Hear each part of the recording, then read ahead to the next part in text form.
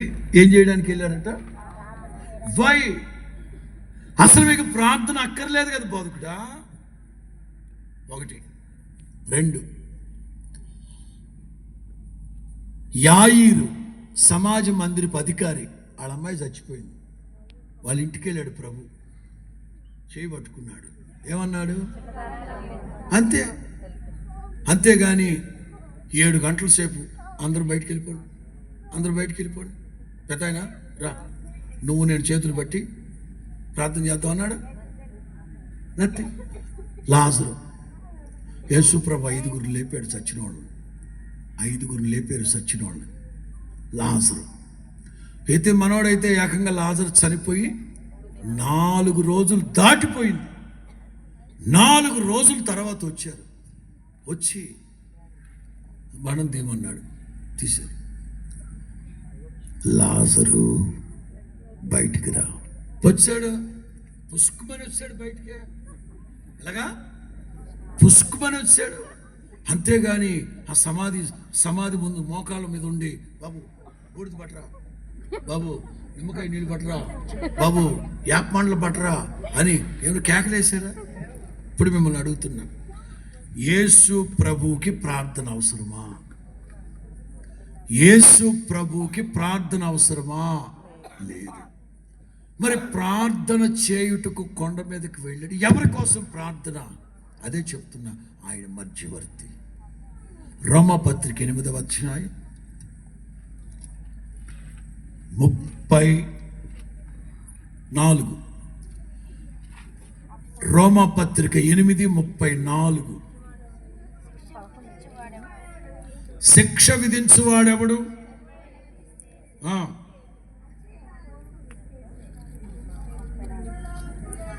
మృతులలో నుండి లేచిన వాడును, దేవుని కుడి పార్శ్వమందు మన కొరకు నేనే భయపడకండి, ధైర్యం తెచ్చుకోండి అని చెప్పిన యేసు ప్రభు ఎవరు తెలుసా? కేవలం ప్రార్థన ఆలకించేవాడు మాత్రమే కాదు, నీ కోసం నా కోసం తండ్రి కుడి పార్శ్వమందు మానక విజ్ఞాపన చేస్తూ ఉన్న మధ్యవర్తి. స్తోత్రం చెప్పండి గట్టిగా. మీకు ఇంకా క్లియర్గా చెప్తాను. యోహాను సువార్త 17వ అధ్యాయంలో సుదీర్ఘ ప్రార్థన ఎవరి కోసం? నన్ను మృతుల్లోంచి లేపండి, దొంగలు నన్ను కొట్టేటప్పుడు కొర్ర దెబ్బలు నాకు తగలకుండా కాపాడండి, వాళ్ళు నన్ను ఈటితో పొడిచినప్పుడు ముళ్ళ కిరీటం పెట్టేటప్పుడు నాకు నొప్పి లేకుండా మత్తు కలుగు, ఇట్లాంటి ప్రార్థన చేశారా? ఎవరి కోసం చేశారు? ఆయన శిష్యుల కోసం. నేను ఒక మాట చెప్పదలుచుకున్నాను.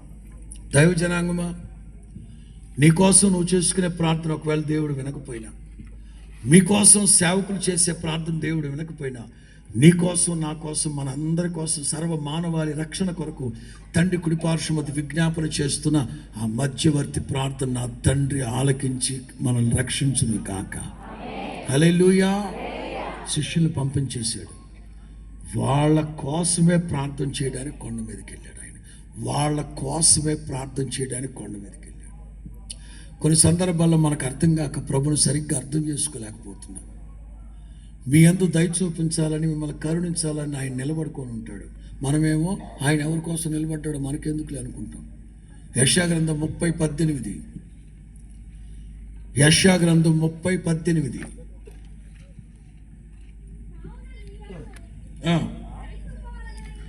మీ యందు చూసారా, మీ యందు దయ చూపించాలని యెహోవా ఆలస్యం చేస్తున్నారు, మిమ్మును కరుణింపవలనని.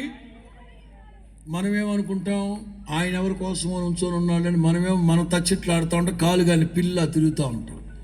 ఆయన మన కొరకే ఉన్నారన్న సంగతి మనకు అర్థమై సావదు, మనకు గుర్తుండి సావదు. యేసు ప్రభు శిష్యులు సాగనంపి వాళ్ళ కొరకే ప్రార్థన చేస్తున్నాడు. దైవజనాంగమా, నువ్వు ప్రార్థన చేస్తున్నావా? నీ ఇంట్లో రక్షణ లేని వాళ్ళ కొరకు ప్రార్థన చేస్తున్నావా? దేవుడు నీకు ఇచ్చిన రక్షణ బట్టి కృతజ్ఞత చెప్తున్నావా?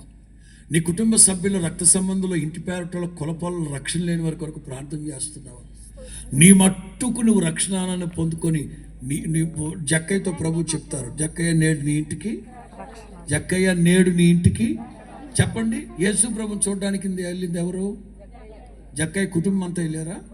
ఒక్కడే వెళ్ళాడు. ఆ ఒక్క వ్యక్తిని బట్టి నీ ఇంటికి రక్షణ.